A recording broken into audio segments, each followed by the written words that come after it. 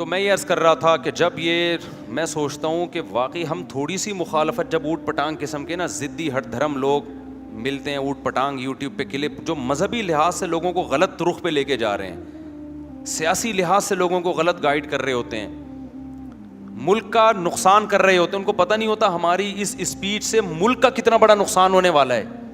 اب آپ مجھے بتاؤ, ایسے ایسے لوگ آ رہے ہیں پاکستان کا جھنڈا جلا رہے ہیں ان حالات میں نا, پاسپورٹ پھاڑ رہا ہے کوئی, لوگوں کے کمنٹس ہے بالکل صحیح کیا.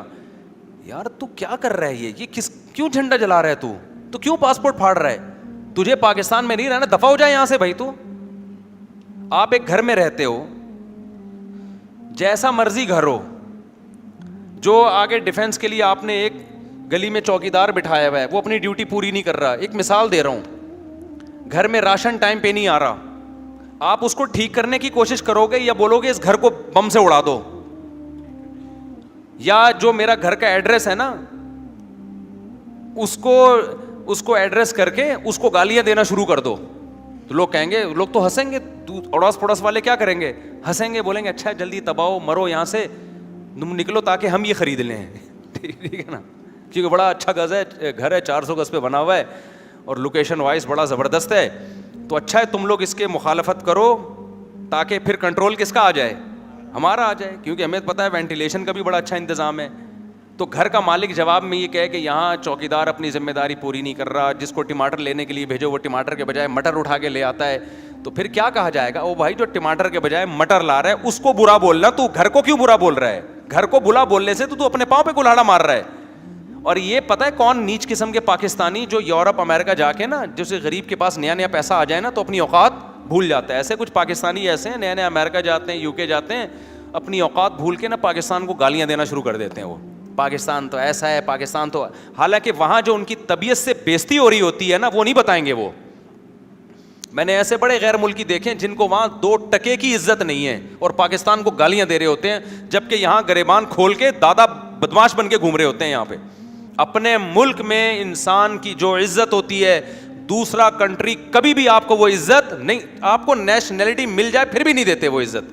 وہ 2 نمبر سمجھتے ہیں آپ کو. ابے باہر سے آئے, رنگ سے پتہ چل رہا ہے دیسی ہے, چاہے پاسپورٹ آپ کے پاس وہاں کا بھی کیوں نہ ہو, الا یہ کہ آپ کو بہت ہی کوالیفائڈ ہو, بہت ہائی لیول کے ڈاکٹر ہو یا بہت ہائی لیول کے سائنٹسٹ ہو.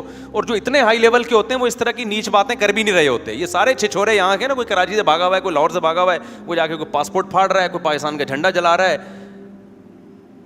تو یہ چیزیں دیکھ کے آدمی ٹینشن ہوتی ہے بھائی.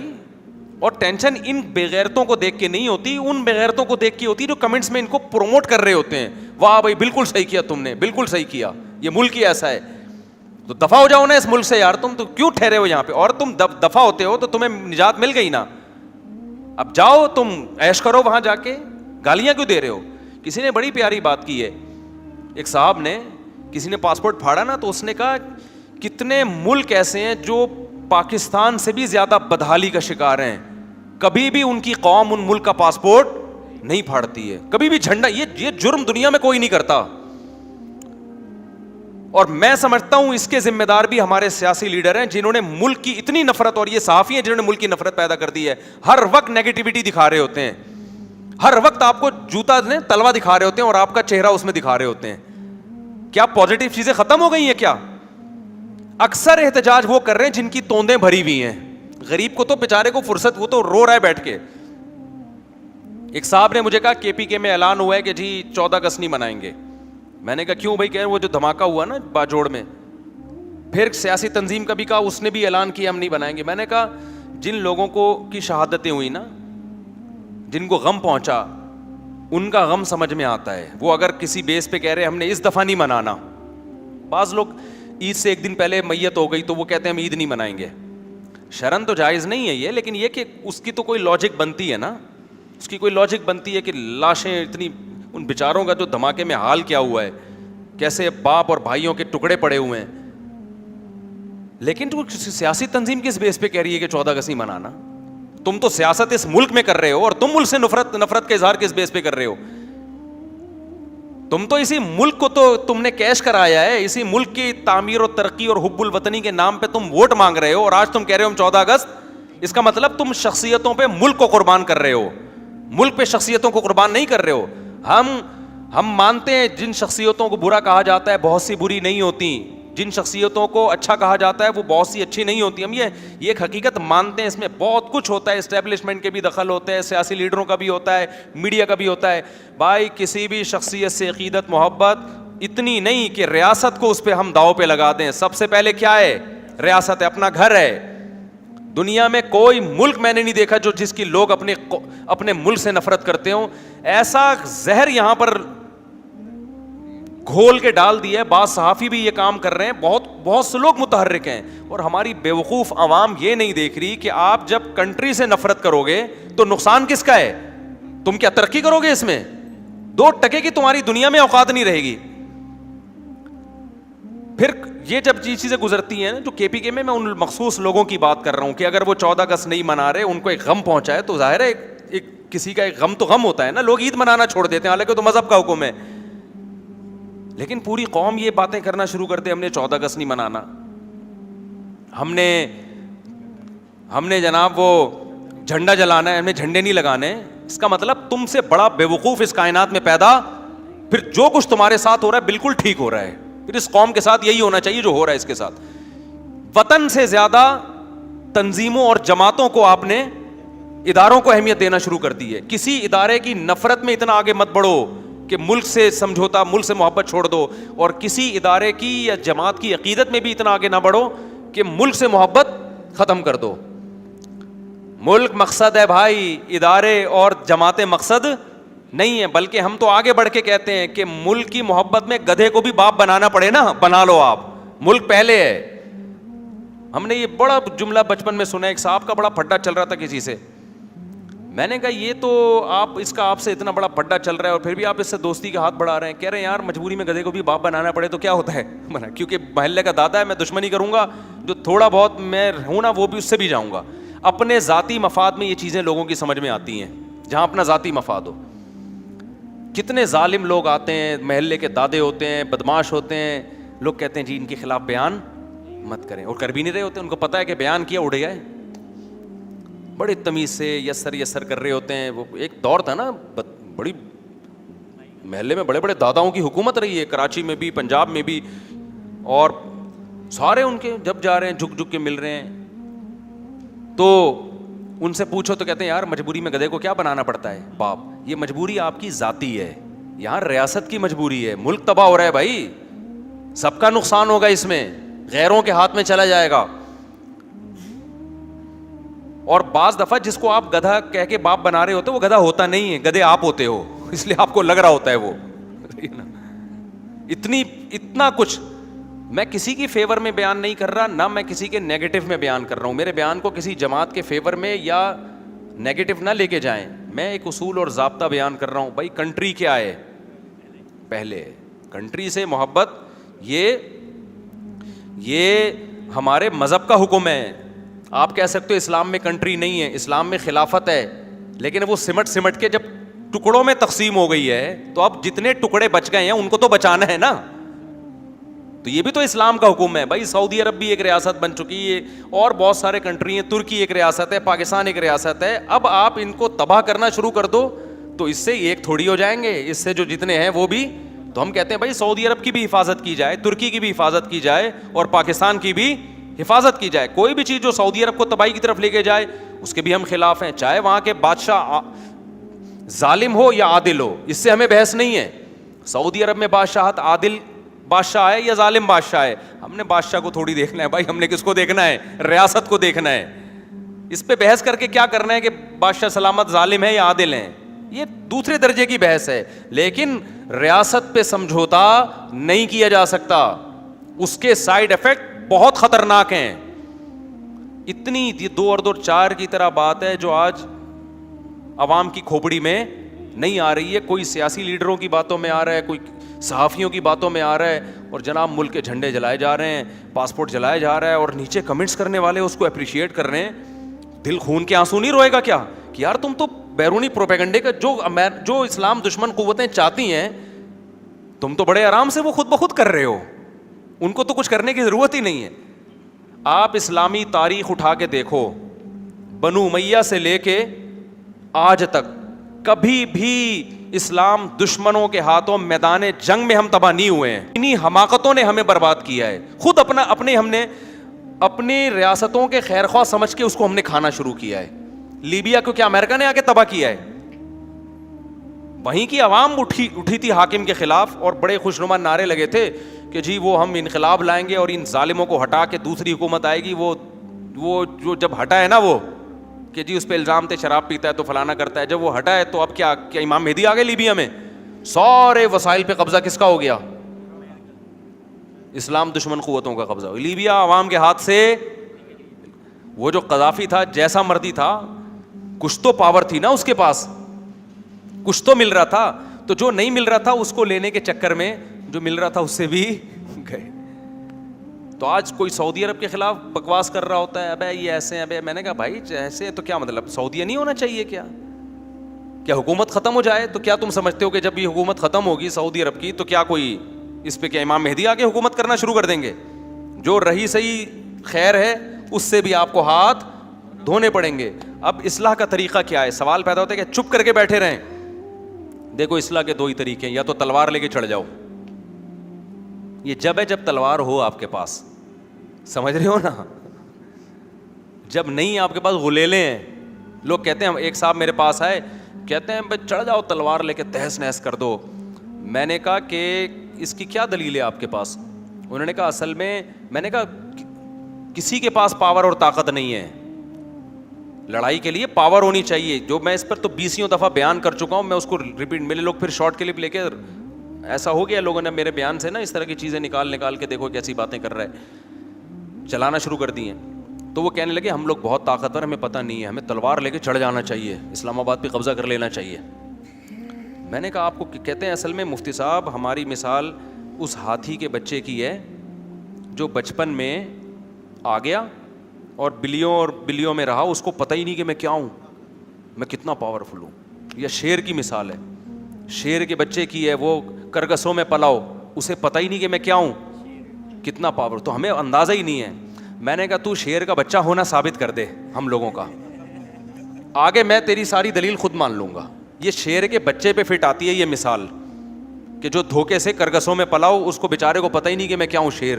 لیکن اس کے لیے پہلے یہ ثابت کرنا پڑے گا کہ بچہ بہرحال کس کا ہے. اگر وہ بچہ ہی بلی کا ہو پھر آپ اس کو شیروں والے کام کا حکم دے رہے ہو, تو اس کو شیروں سے لڑا رہے ہو, پاورفل لوگوں سے لڑا رہے ہو, تو وہ جو بلی کی 2-4 جو ٹانگیں بچی ہوئی ہیں وہ بھی چیتھڑے اڑ جائیں گے اس کے. تو جب بھی آپ اسلامی تاریخ اٹھا کے دیکھو نا, بڑے خوشنما لیبل لگا کے اپنی ہی ریاستوں کو تباہ کرنے کی کوشش کی گئی ہے. اس سے جو تھوڑی بہت طاقت تھی بنو امیہ جیسے مرد ظالم تھے بھائی, فرانس تک ان کی فوجیں پہنچ چکی تھیں. یہ ایک پازیٹو تھا یا نہیں تھا؟ بغاوت ہوئی, 2 حصوں میں ریاست تقسیم, اور جو یورپ میں فتوحات تھی ان کا سلسلہ رک گیا کہ جی یہ ٹھیک نہیں ہے. بغاوت ہوئی اور پہلی دفعہ اسلامی خلافت 2 حصوں میں ڈیوائیڈ ہوئی. اس کے بعد پھر بنو عباس آئے. وہ فتوحات اس طرح سے تو نہیں ہوئی لیکن پھر بھی کام ہوتا رہا.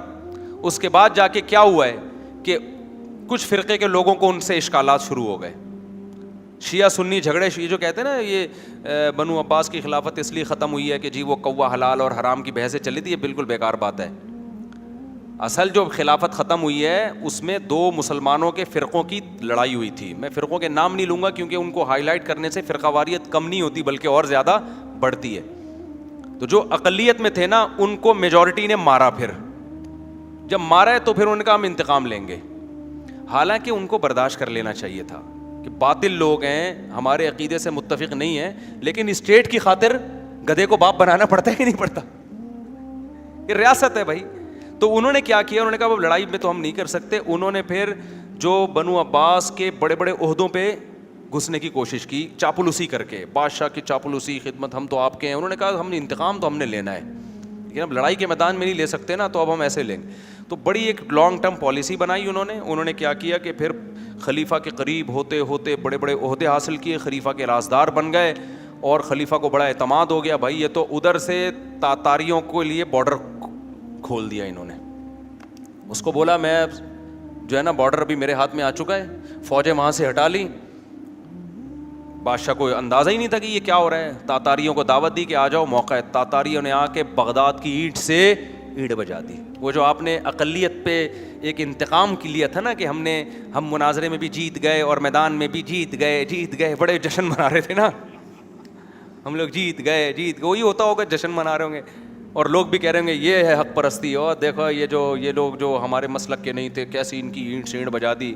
تو وہ کیا ہوا, وہ انہوں نے چاپلوسی کر کے بادشاہ کا قرب حاصل کیا, اور یہ ایسی بڑی سازش کی.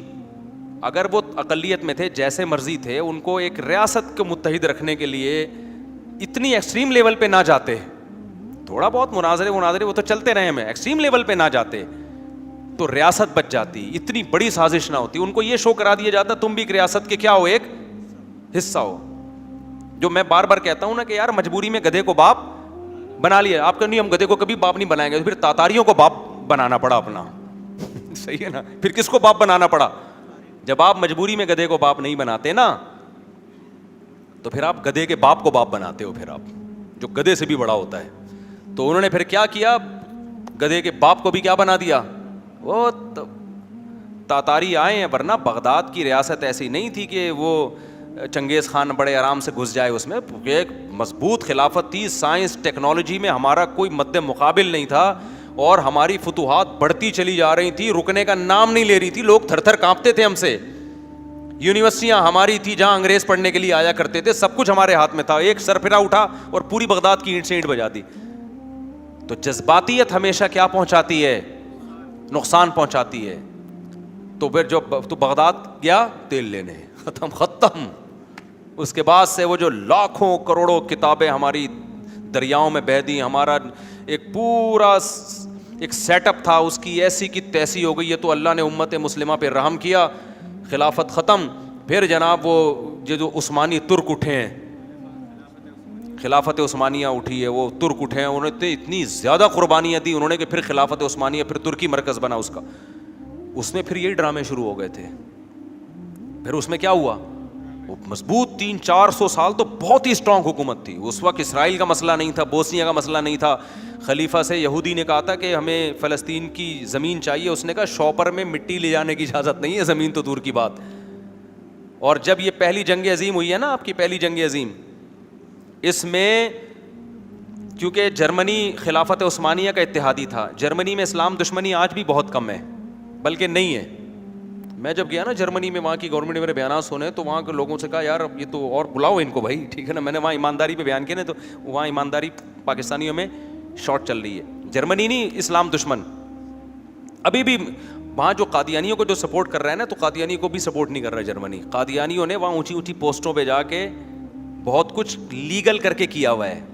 تو ہم لوگ اب کرتے ہی نہیں, ہم تو ویژن ہی نہیں بناتے, ہم تو کوئی جذباتی تقریر کر کے سائڈ پہ ہو جاتے ہیں. یہ لوگ جو اقلیت میں یہ بڑی تمیز سے کام کرتے ہیں کہ بھائی کس طرح سے کن کن پوسٹوں پہ جانا ہے. تو قادیانی وہاں بڑی بڑی پوسٹوں پہ جا چکے ہیں. ورنہ جرمن گورنمنٹ کو مجھے جو میرا تو تجزیہ ہے کہ کوئی ذاتی محبت نہیں ہے قادیانیوں سے. تو جرمنی تھا یہ اس کا اتحادی خلافت عثمانیہ کا. تو آپ کو پتہ ہے اس وقت بہت بڑا اٹیک کیا تھا رشیا نے اور برطانیہ نے ترکی پہ اٹیک کیا تھا, اور ترکی نے اس اٹیک کو ناکام بنا. بڑے بڑے بحری بیڑے آئے تھے ان کے, تو ہمارے ایسی پاور تھی نا, ہمارے بحری جہازوں نے برٹش کو بھی شکست دی تھی سمندر کی لڑائی میں, اور رشیا کو بھی شکست دی تھی, واپس چلے گئے تھے. یہ اتنے کمزور ہو کے بھی اتنے پاورفل تھے ہم. اس کے بعد یہی ڈرامے ہوئے ہیں جو اب ہو رہے ہیں, اپنے ہی خلاف ہونا. ایک تو بہت بڑی سائنس ٹیکنالوجی کے میدان میں جتنا آگے بڑھنا چاہیے تھا وہ نہیں بڑھے. بعض مذہبی لوگ مخالفت کرتے تھے, نہیں جی یہ نہیں ہوگا وہ نہیں. وہ پریس پر اتنا بڑا ایشو کھڑا ہو گیا تھا, یورپ نے پریس مشینیں لگا کے دھڑ لٹریچر چھاپنا شروع کیا. ہمارے ہاں جو بہت ہی سخت مزاج قسم کے مولانا لوگ تھے, ان کا یہ فتویٰ تھا کہ پریس میں کتابیں چھاپنا جائز نہیں ہے, اس سے کاغذ کی بے ادبی ہوتی ہے. آج بھی تو دیکھ لو نا, بڑے بڑے ایشوز کو چھوڑ کر چھوٹی چھوٹی چیزوں پہ نہیں, وہ یوں اشتہار پھاڑ کے نیچے گرا تو توہین رسالت کا کیس کر دیا اس کے اوپر. حالانکہ وہ پیغمبر کی توہین نہیں کر رہا بھائی, وہ کیا کر رہا ہے, اس کو تو پتہ بھی نہیں نبی کا نام لکھا ہوا ہے. لیکن آپ جو مذہبی جنونی قسم کے لوگ ہیں, آج ان میں یہ چیز نظر آتی ہے کہ نہیں آتی. وہ سیال کوٹ میں وہ اس بیچارہ غیر مسلم, اس کو کیا پتہ اسٹیکر پہ یا علی لکھا ہوا ہے, یا اللہ لکھا ہوا ہے, یا محمد لکھا ہوا ہے, اس نے پھاڑ دیا بیچارے نے کہ دیواریں خراب ہو رہی ہیں. اس کو قتل کر دیا لوگوں نے. یہ جذباتیت آج بھی ہے. جو کرنے کے کام ہیں پازیٹیو وے میں ان کی طرف توجہ نہیں ہے. تو خلافت عثمانی میں بھی ایسے ہی جو مذہبی جنونی قسم کے لوگ تھے, انہوں نے کہا پریس نہیں چھاپنے دیں گے ہم, پریس کی مشین نہیں بننے, اس سے کاغذ پہ اللہ کا نام لکھا ہوتا ہے, ٹھپ ٹھپ کر کے نکلے گا, زمین پہ بھی گرے گا, بے ادبی ہوگی. وہ خلیفہ نے بولا باب ہے بھائی بے ادبی چھوڑو, کتابیں کیسے چھاپیں گے. نتیجہ کیا نکلا؟ اب ترکی چونکہ یورپ سے ملتا ہے, یورپ نے لٹریچر دبا کے چھاپا ہے اپنا, اور ہمارے ہاں کتاب کبوتر کے قلم سے لکھی جا رہی ہے. تو دنیا میں اس وقت میڈیا, یوٹیوب فیس بک نہیں تھا, میڈیا کی پاور تھی کتابوں میں.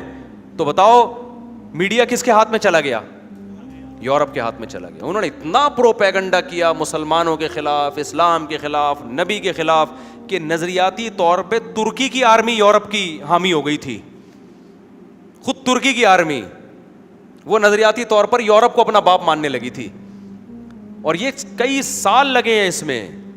پھر جی وہ ایسا بھی ہوا ہے کہ جی وہ وہاں جو بحری بیڑا آئے گا نا, تو اس میں پہلے ختم بخاری برکت کے لیے ہوگی, اس کے بعد وہ بحری بیڑا لگے گا, قرآن خوانی ہوگی اس کے بعد. یورپ دھڑا دھڑ اسلحہ بنا رہا تھا نا اس وقت. ظاہر ہے جب خدا نے آج تک اس قوم کی حالت نہیں بدلی. اللہ تو قرآن میں کیا کہہ رہے ہیں, اعدوا لہم ما استطعتم من قوہ. او بھائی ریاست کو بچاؤ, پاور, خذوا حذرکم, حفاظتی تدبیر کرو. مذہبی جنونی قسم کے کچھ لوگ ہر دور میں ہوتے ہیں, آج بھی ہیں, لیکن لوگ فالو انہی کو کر رہے ہیں. لوگ سمجھتے ہیں یہی محب رسول بھی ہیں, یہی عاشق رسول بھی ہیں. لاجک کی کوئی بھی بات کرے گا نا, اس کو لوگ کہتے ہیں یہ حکومت کا پٹھو ہے, یہ امریکہ کا ایجنٹ ہے, یہ اس طرح کی بات کر رہا ہے. اس کو لوگ نہیں مانتے. تو نتیجہ کیا نکلا کہ میڈیا اتنا پاورفل تھا, کتابوں کا میڈیا, کہ اس کے ذریعے لوگ نظریاتی طور پر یورپ کے. پھر جب اتا ترک نے بغاوت کی ہے, ترکی کی حکومت کی خلافت کا خاتمہ کیا ہے, تو کوئی اس کے خلاف بڑی مزاحمت نہیں ہوئی. آرمی نے زیادہ تر آرمی نے اس کا ساتھ دیا. نتیجہ کیا نکلا؟ وہ جو یار 20-22 ملک تھے جن پر ایک ہمارا بادشاہ ہوا کرتا تھا, 20-22 ملک, کیا خلافت تھی. آج بھی اس کے اثرات نظر آئیں گے آپ کو سعودی عرب میں. ٹرینیں جو ہے نا, جو وہاں سے آیا کرتی تھیں حرم کی تعمیر کے لیے, ترکی سے پتھر لے کے آئے, وہ ابھی تک پٹری ڈلی ہوئی ہے اس کی. وہ سب کیا ہو گیا؟ ختم, ایسی کی تیسی. ہندوستان میں بھی یہی ہوا ہے. حکمران جلال الدین اکبر جب آئے تھے نا, جلال الدین اکبر جس نے 50 سال وہ لبرل, وہ بالکل کھسک گیا تھا اس کا دماغ. وہ اتنا بدگمان ہو گیا تھا, کوئی ایک فرقے کا مولوی جا کے اس کو کچھ سمجھاتا, دوسرے فرقے کا مولوی جا کے اس کو کچھ سمجھاتا, تیسرے فرقے کا مولوی جا کے اس کی کھوپڑی آہستہ آہستہ کیا ہونا شروع ہو گئی, آؤٹ. اور جو اہل حق علماء تھے نا, جن کو چاہیے تھا حکومت کے قریب جاتے, وہ دور ہو گئے.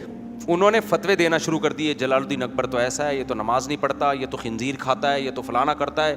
اس سے کیا ہوا؟ علماء سے حکومت کے فاصلے کم ہونے کے بجائے بڑھنا شروع ہو گئے. کیونکہ اس دور میں بھی ایسا تو جو حاکم کے پاس ہدیہ لے کے جاتا اس کو سمجھانے کے لیے, لوگ کہتے حکومت کا پٹھو. اور کمال کی بات ہے جاتے بھی وہی لوگ تھے جو واقعی پٹھو ہوتے تھے, ٹھیک ہے نا, جن کے ذاتی مفاد ہوتے, جس کو اپنا پراپرٹی چاہیے, کوئی پلاٹ چاہیے, کوئی جناب کوئی ذاتی مسئلہ اٹکا ہوا ہے, کہیں ہندو نے کسی کو تنگ کیا ہوا, تو کہیں سکھ نے کسی کو تنگ کیا ہوا, کہیں سکھ کو, کہیں ان دونوں کو کسی اور نے تنگ کیا ہوا, یہ لوگ جاتے تھے. بادشاہ کو پتا تھا میرے پاس جو مذہبی اسکالر بھی آتا ہے نا, وہ آتا اپنے چکر میں ہے. تو بادشاہ تو ملحد ہو گیا تھا. پھر اس نے نیا دین بنایا, دین اکبری کے نام سے. مجدد الفسانی رحمۃ اللہ علیہ, بہت بڑے اللہ والے بزرگ, انہوں نے بادشاہ کا قرب حاصل کیا, اس کو ہدیے, اس سے لینے کے بجائے ہدیے دینا شروع کیے. کئی سال محنت کی. جو متعصب مولوی تھے انہوں نے مجدد الفسانی کے خلاف فتوے دیے. میں اگر حلفیہ بولوں نا, وہی کام جو آج جامعۃ الرشید کے ساتھ ہو رہا ہے نا, وہی کام مجدد الفسانی نے کیا, اور وہی تانے جو آج جامعۃ الرشید کو دیے جا رہے ہیں, 100% وہی تانے مجدد الفسانی رحمۃ اللہ علیہ کو دیے گئے تھے. جامعۃ الرشید نے ایک دھیلا نہ کبھی اسٹیبلشمنٹ سے لیا, نہ کبھی عمران خان سے لیا, نہ کبھی نواز شریف سے لیا. جو مدرسے کی حالت ہے, 2-3 مہینے استاذوں کی تنخواہیں نہیں ہیں. الزامات کیا لگتے ہیں؟ یہ فوج کے لوگ ہیں. کیا فوجیوں میں کبھی ایسے دیکھا کہ ان کے لوگوں کی تنخواہیں 2 مہینے نہ مل رہی ہوں؟ اور جب یہ دیندار لوگوں سے سنتا ہوں نا, دل خون کے آنسو ہوتا ہے. بھائی تم دوسری فیلڈ میں محنت کر رہے ہو, وہ بھی بہت ہے, تو کوئی ایک اور دوسری فیلڈ میں کر رہا ہے, تو بدگمان کیوں ہوتے ہو بھائی؟ تم الزام کیوں لگاتے ہو؟ تم جس سے دیکھو یار, یہ اصل میں 14 اگست منائی نا جامعۃ الرشید نے, ایک دیندار آدمی کی بات کر رہا ہوں. میں نے کہا کل جامعہ میں 14 اگست منایا جائے گا. انہوں نے کہا بھائی یہ تو حکومت کے پٹھو ہیں, یہ تو منائیں گے. میں نے کہا یار 14 اگست منانا حکومت کا پٹھو کا, یہ تو ملک کی محبت دل میں پیدا کرنا چاہ رہے ہیں, اس کا حکومت کے پٹھو ہونے سے کیا تعلق ہے یار. ہم اپنی جڑیں کیا کر رہے ہیں, نہ خود کچھ کرو نہ دوسرے کو کرنے دو. دیگر علماء دوسری فیلڈ میں کام کر رہے ہیں, وہ اس میں آگے بڑھ رہے ہیں, تو وہ بھی بہت اچھا کام ہے. اگر یہ اس ٹریک پہ کام کر رہے ہیں جو مجدد الفسانی رحمۃ اللہ علیہ کا طریقہ تھا, مجدد الفسانی نے حکومت کے خلاف فتوی بازی بند کر دی. انہوں نے کہا کوئی فائدہ نہیں ہے اس سے, کچھ بھی نہیں بگاڑ سکتے تم گورنمنٹ کا. مجدد الفسانی نے اکبر بادشاہ کا قرب حاصل کیا اور پہلے اس کو یہ باور کرایا کہ میں تم سے تمہارے فائدے کے لیے ملتا ہوں, اپنے فائدے کے لیے عمل سے ثابت کیا, عمل سے, مجھے کچھ نہیں چاہیے. اس کو یقین آ گیا کہ یہ مولوی مخلص ہے. جب یقین آتا ہے نا کہ یہ, ورنہ آپ جب بھی کوئی دیندار آدمی کسی کے پاس جا رہا ہو اور نماز روزے کی بات کر کے آخر میں بولے اتنے پیسے چاہیے, تو سمجھ جائے گا کہ یہ کیا کر رہا ہے بھائی, یہ تم کہانی کچھ اور ہے. میں جامعۃ الرشید میں ہوں نا, 3 مہینے سے میری تنخواہ نہیں ملی ہے جامعۃ الرشید میں, جو میری تنخواہ نہیں ملی ہے. تو ایک صاحب مجھے کہنے لگے فوج کے لوگ ہیں. میں نے کہا یار فوج کے لوگ ہوتے تو میرا خیال ہے ہماری تنخواہ تو ہمیں ٹائم پہ ملتی نا. جی DHA میں پلاٹ ہوتا. مفتی عبدالرحیم صاحب جو میرے استاذ ہیں, ان بیچاروں کے پاس تو ایک بالش پراپرٹی اب بھی نہیں ہے. ایک صاحب آئے میرے سامنے, ان کے مرید تھے, انہوں نے میرے سامنے ان کو ایک پلاٹ کی فائل ہدیہ دی, 2-2.5 کروڑ کا پلاٹ تھا کہ آپ کو گفٹ ہے. انہوں نے کہا اس شرط پہ لوں گا کہ میں فوراً آگے یہ صدقہ کر رہا ہوں, کیونکہ میں پراپرٹی اپنی ملکیت میں رکھتا ہی نہیں. میرے سامنے کا واقعہ ہے کہ تم یہ نہ اعتراض کرو کہ میں نے اتنی محنت سے گفٹ دیا تھا, آپ نے کیا کر دیا, صدقہ کر دیا. میرے سامنے کا واقعہ یہ, اور چند دن پہلے کی بات ہے. اس نے 2-2.5 کروڑ کی پلاٹ, اس نے کہا آپ جو مرضی کریں, انہوں نے لیا اور میرے سامنے آگے وہ وقف کر دیا ادارے کے لیے, جامعہ کے لیے. تو اللہ نے ہمیں پیر بھی بڑے خاندانی قسم کے دیے ہوئے. خیر, تو ہمارے اکابر سارے ایسے ہی ہیں. یہ جو لوگ کہتے ہیں نا مولوی ایسے, آپ جاؤ بڑوں کی خدمت میں ذرا جا کے بیٹھو. جو علماء دیوبند ہیں جن کو آج صبح و شام برا بھلا کہا جاتا ہے, مشرک کہا جاتا ہے, آپ مولانا تھانوی کی قبر دیکھو, پتہ چل جائے گا مشرکوں کی قبریں ایسی نہیں ہوتی. جو کہتے ہیں اپنے نام کا کلمہ پڑھوایا, جتنا مولانا اشرف علی تھانوی کے شاگردوں نے ختم نبوت کا دفاع کیا اتنا کسی نے بھی نہیں کیا ہوگا, جو قربانیاں انہوں نے دی ہیں. تو بول دینا آسان ہوتا ہے. دارالعلوم کرنگی میں آپ جاؤ, کتنی تھوڑی تھوڑی تنخواہوں پہ اساتذہ کی محنت دیکھو. آپ بنوری ٹاؤن میں جاؤ, جامعہ فاروقیہ میں جاؤ, آپ کو اتنی کم تنخواہوں پہ, اور پھر ریٹائرمنٹ پہ بھی کچھ نہیں ملتا. ایسے اساتذہ پوری زندگیاں لگا رہے ہوتے ہیں, ان کے بچے بےچارے پاؤں میں چپل نہیں ہوتی ان کے. اتنی قربانیاں دنیا میں کوئی طبقہ نہیں دیتا. آپ نے چند 2 نمبر مولوی دیکھے اور دیکھ کے چاول کی طرح سب کو ایک ہی لاٹھی سے ہانکنا شروع کر دیا. خیر, میں کیا بات کر رہا تھا, کدھر سے کدھر چلے گئے ہم. تو میں وہ خلافت عثمانیہ کی بات کر رہا تھا. وہاں بھی پھر یہی ہوا ہے. نتیجہ کیا نکلا, خلافت, ہاں مجدد الفسانی رحمۃ اللہ علیہ, تو انہوں نے محنت کی جلال الدین اکبر پر, اتنی محنت کی, محبت سے سمجھایا, اس کے شہزادوں کو سمجھایا. ایک شہزادے سے کہا کہ میں وعدہ کرتا ہوں اگر اللہ مجھے جنت میں لے کر گیا نا, میں اس وقت تک نہیں جاؤں گا جب تک تجھے نہیں لے جاؤں گا. ان کے دلوں میں محبت پیدا ہوئی یار. اور پھر مفاد نہیں, کیونکہ بادشاہ کو پتا ہوتا ہے یہ جو مکھن لگا رہا ہے نا, یہ اس کا عمل سے ثابت کیا نہیں چاہیے ہمیں, کچھ آپ سے کچھ بھی نہیں چاہیے ہمیں آپ سے. نتیجہ کیا نکلا, جلال الدین اکبر کلمہ پڑھ کے دنیا سے گیا ہے. ہندوستان میں جو اسلام بچ گیا نا, تبھی تو ان کو مجدد الفسانی کہا جاتا ہے. آپ فتویٰ دینے والے بہت ہیں یوٹیوب پہ, ہر تھوڑے دن بعد کوئی کلپ آ رہا ہوگا, اب یہ مولوی ایسے, یہ نظام کی تبدیلی کی تو بات ہی نہیں کرتے. او بھائی, نظام کی تبدیلی کا آپ بھی صرف بات ہی کر رہے ہو. آپ کے پاس روڈ میپ کیا ہے, آپ پریکٹیکلی نظام کی تبدیلی کے لیے کیا کر رہے ہو, وہ آپ عوام کے سامنے پیش کر دو. لوگ خود دیکھ لیں گے کہ وہ نہیں کر رہے, آپ کر رہے ہو, تو آپ کو فالو کرنا شروع کر دیں گے. یہ کہنے کی کیا ضرورت ہے وہ نہیں کر رہے. آج ایک صاحب کا کلپ سنا, وہ کہہ رہے ہیں کہ یہ مسجدوں میں جو ہے نا کوئی لوگوں کی گائیڈنس نہیں, مسجدیں صرف نماز روزے کے لیے رہ گئی ہیں, اور مسجدیں جو ہے نا وہ اس میں تو لوگوں کو سیاسی رہنمائی ملنی چاہیے. آپ یہ کہنے کی کہ آپ ایک مسجد بنا دو ایسی, اس میں وہ کام کرو جو آپ چاہ رہے ہو. جب سب دیکھیں گے یہ والی مسجد میں اتنے اچھے کام ہو رہے ہیں, یہ والی میں تو شادیوں کی باتیں ہو رہی ہیں, سارے نمازی وہاں پہنچ جائیں گے. کام دھیلے کا نہیں ہو رہا, اور جو مسجدوں میں جو کام ہو رہا ہے اس سے بھی لوگوں کو کٹا رہے ہو. تو بند گلی میں لا کے بند کر رہے ہو کہ وہاں سے بھی کٹا دیا اور یہاں بھی کچھ نہیں ہے. تو سوائے اس کے کہ لوگ علماء سے بدگمان ہو اور آپ کے پاس کوئی پیکج तब्दीली, उलमा तब्दीली की बात नहीं कर रहे। आज देखो ना, हर दूसरा बंदा उठेगा, मौलवी तब्दीली की बात नहीं करते। मौलवियों तो जो बस तज़किया नफ्स में लगे हुए हैं, बदनज़री के ख़िलाफ़, टीवी नहीं देखो, फिल्म नहीं देखो, ये छोटी छोटी बातें लेके बैठे हुए। निज़ाम की तब्दीली, भाई निज़ाम की तब्दीली की आप भी बात ही कर रहे हो, आपके पास कोई उसका पैकेज नहीं है। जिनके पास पैकेज है जाके देखो, वो कर रहे हैं, आप मिलो उनसे, पता चलेगा बहुत बहुत कुछ कर रहे हैं। वो बातें कम कर रहे हैं, काम तो ज़्यादा कर रहे हैं। तो मुजद्दिद अफ़सानी रहमतुल्लाह अलैह की मेहनत से अकबर बादशाह भी वो दीन अकबरी का प्रोजेक्ट उसने ख़त्म किया, और आलमगीर रहमतुल्लाह अलैह जैसे बादशाह पैदा हुए उनकी औलादों में, जो टोपियां बेच के, ओ हिंदुस्तान था क्या, बांग्लादेश भी था, बर्मा भी था, पाकिस्तान भी था, इतनी ज़बरदस्त पावर थी उसके पास, और उसका बादशाह क्या करता था, टोपियां बेच के गुजारा करता था, टोपियां सीता था। ये हमारा शानदार माजी, इसमें किसकी मेहनत थी? जिनको लोग कहते थे हुकूमत के पिट्ठू। तो काम जिसने नहीं करना होता, बैठ के बातें फेंकता रहा, वो भी बुरा, वो भी ऐसा, वो भी ऐसा। जिसने रियासत से मोहब्बत होगी, मुजद्दिद अल-अफ़सानी को अकबर बादशाह से कोई मोहब्बत नहीं थी, वो इस काम काबिल नहीं था कि उससे मोहब्बत। उनको था कि भाई रियासत जो हिंदुस्तान की बचेगी ना, इस्लाम बचेगा, वो हुकूमत ही के हाथ में सब कुछ होता है। तो या तो बगावत करो, वो नहीं कर सकते, तो फिर कुछ और इसी को ठीक करने की कोशिश करो ना। अबे भाई, जो औरत अपने शौहर, औरतों के मियाँ बहुत सारे मार्केट्स में ख़राब भी चल रहे हैं, तो ख़वातीन जब मुझसे मशवरा लेती हैं, मैं कहती हूँ इससे तलाक मांग लो। कि नहीं, तलाक लेके हम कहाँ जाएंगे, हम तो रुल जाएंगे, हम तो बर्बाद। गधे को बाप बनाओ फिर, क्या क्या क्या क्या ख्याल है?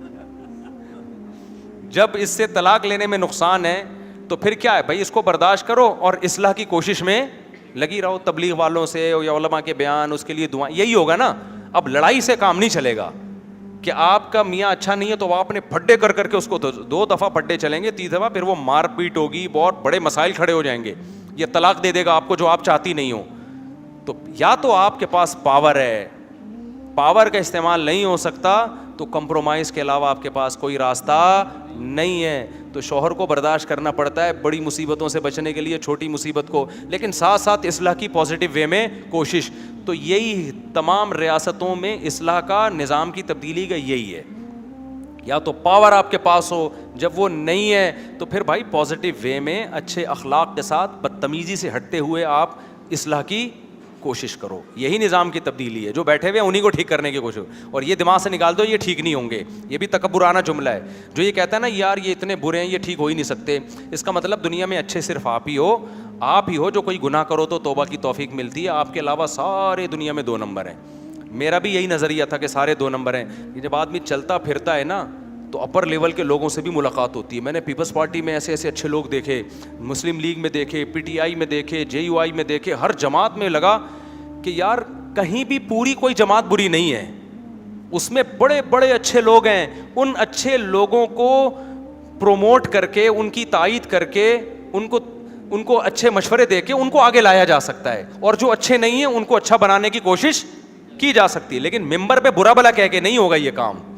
मिंबर पे जब मैं बोल दूंगा ना फलाना ऐसा, ढिमकाना ऐसा, आप मेरी तारीफ करोगे, यूट्यूब पे मेरा क्लिप मिलियंस में चला जाएगा, लोग कहेंगे इसको बोलते हैं हक परस्त, डंके की चोट पे बुरा कह रहा है, किसी से डरता वरता नहीं है, लोगों में बल्ले बल्ले हो जाएगी, रिजल्ट टके का नहीं निकलेगा।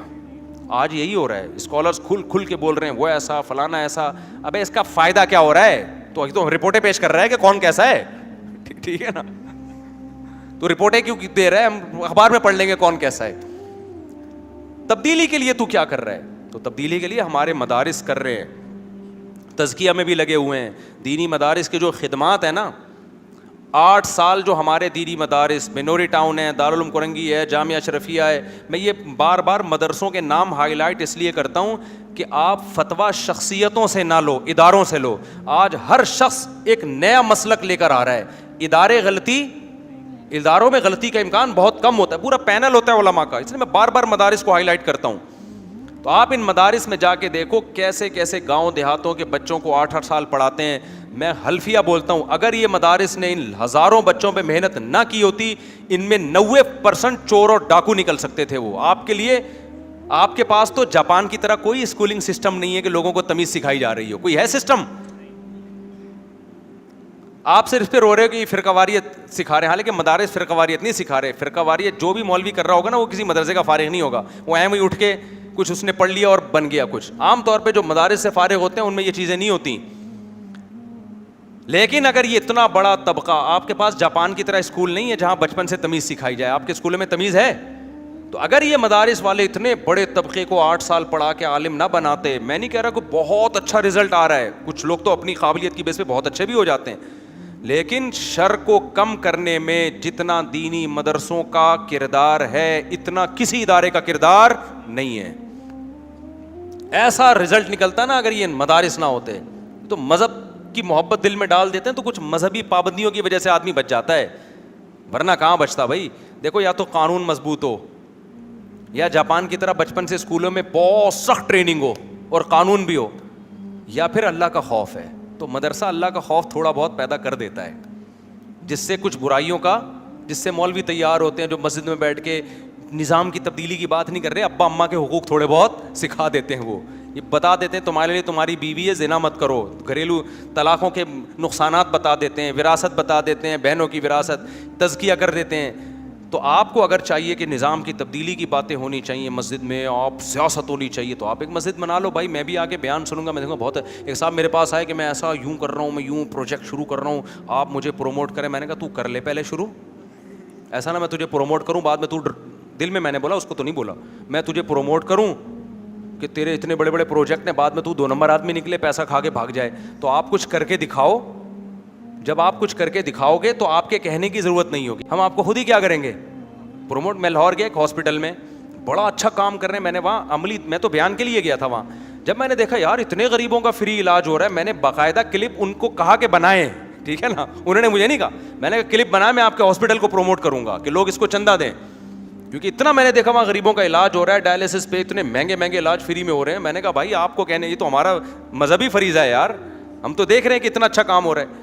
تو میں نے اس کو کہا تو پروجیکٹ بھائی شروع کر دے، میں جب دیکھوں گا تو آپ کے کہے بغیر پروموٹ کروں گا، نہیں تو آپ کے کہنے سے نہیں. تو یہاں بھی یہی مسئلہ ہے کہ آپ جب نظام کی تبدیلی اور یوں ہونا چاہیے، تو جو ہونا چاہیے وہ آپ بن کے دکھا دیں، ٹھیک ہے نا. پھر لوگ خود کہیں گے یہ والی مسجد میں وہ نہیں ہو رہا، اس میں وہ والا کام ہو رہا ہے، تو لوگ خود آئیں گے. لیکن یہ نہیں کرو کہ مولوی ایسے، مولوی یوں اور یہ بھی نہیں کرتے، یہ بھی نہیں کرتے، یہ بھی نہیں کرتے. تو لوگ مولویوں سے بھی ہٹ گئے، علماء سے بھی بدگمان ہو گئے. آپ کے پاس بھی کوئی پیکج نہیں ہے تو وہ کیا ہوگا، بیچ میں لٹک کے وہ پھر ملحد بنیں گے. تھوڑے دنوں میں ان کی نسلیں ایتھیس بنیں گی.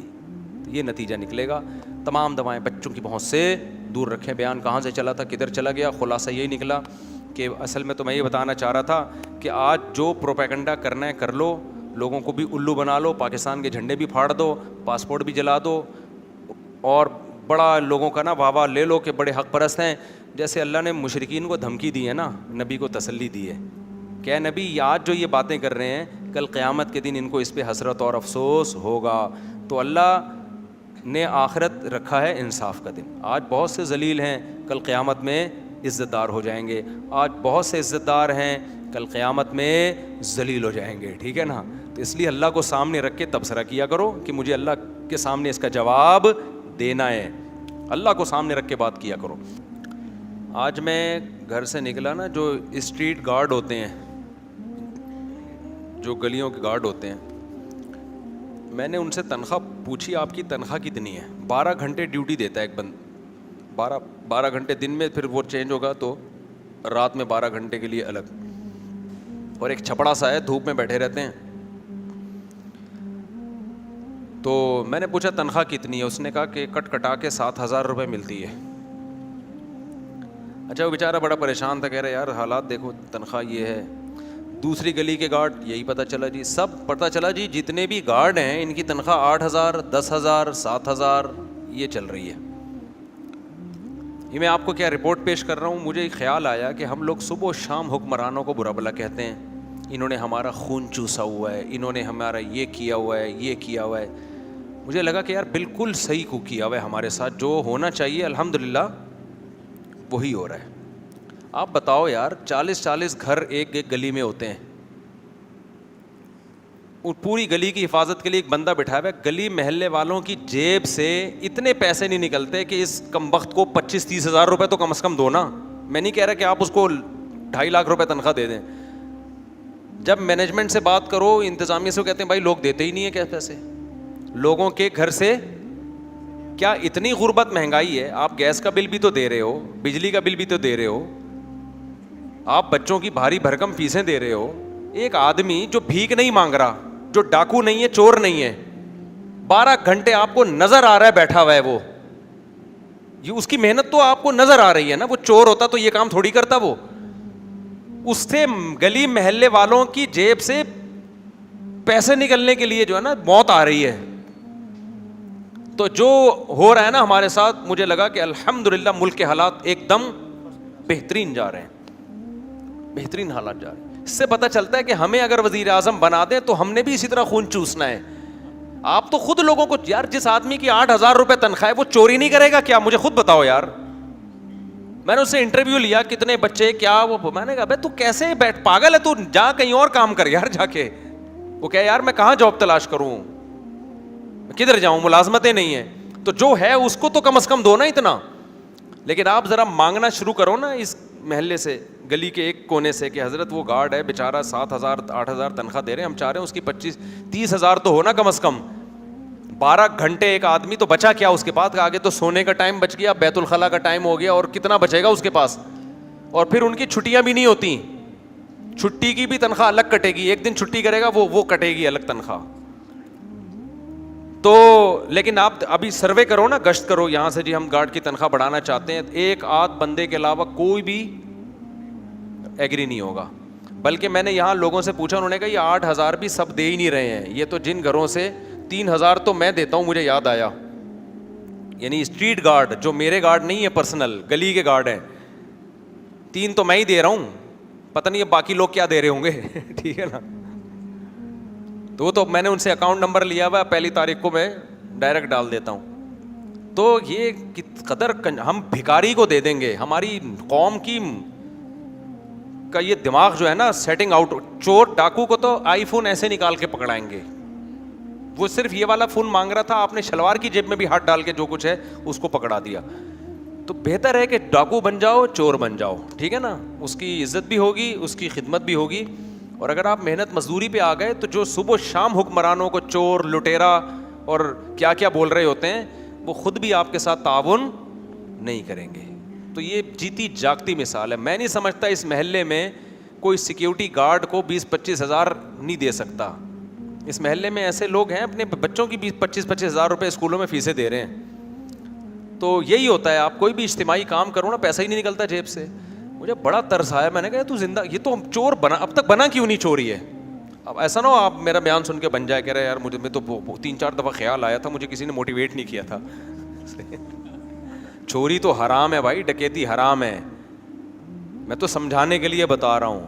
بھوکا مر جائے چوری نہ کرے انسان, بھوکا مر جائے ڈکیتی نہ کرے انسان. حرام کا ایک نوالا انسان کے خون کو پلید اور گندا کر دیتا ہے.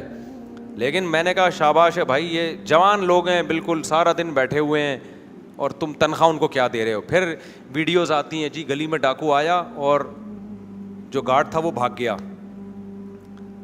بہترین کام کیا گارڈ نے, 7,000 میں اگر وہ نہیں بھاگے نا تو وہ پاگل ہے, وہ بیوقوف ہے ایک نمبر کا, کہ جو قوم اس کی تنخواہ دینے کے لیے تیار نہیں ہے وہ اس کی خاطر اپنی جان پہ کھیلے گا. میں نے تو خود گارڈ سے کہا کہ جہاں شک بھی ہونا بھاگ جانا. اس کو میں نے بولا ذرا سا شک ہونا کوئی بندہ آ رہا ہے, چور نہ بھی ہو, 1% چانس ہو کہ شاید ڈاکو ہو, میں نے کہا فوراً بھاگ جانا. یہ اتنی بیوقوف دنیا میں کوئی نہیں ہوتا جو 7,000 اور 10,000 تنخواہ دینے والوں کے لیے جان دے گا. تو وہ الحمدللہ بہترین. وہ اس یا 2007 کی بات ہے, گلی میں گارڈ تھا, تو رات کو بیٹھا بنا خراٹے لے کے سو رہا ہے. صحیح کر رہا ہے, 10,000 میں 7,000 میں. یہ بھی بڑی قربانی ہے کہ بیٹھے بیٹھے سو رہا ہے, ورنہ تو لیٹ کے سونا چاہیے نا. لیکن وہ آپ کی خاطر کیا کر رہا ہے, بیٹھ کے سو رہا ہے, بیٹھے بیٹھے سو رہا ہے نا. ایک بندہ آیا, اس کی رائفل لے لی اور بڑے آرام سے لوڈ ووڈ کی, یوں کیا, چیک کیا, واپس ہاتھ میں پکڑا کے چلا گیا. اگلے دن کیا ہوا, اس کے قریب ایک بائک کھڑی ہوئی تھی, ایک چور آیا, پوری بائک سے پیٹرول لے کے چلا گیا. مجھے بڑا غصہ آیا گارڈ پہ, میں نے کہا ڈیوٹی پوری نہیں کر رہا, یہ کر رہا ہے.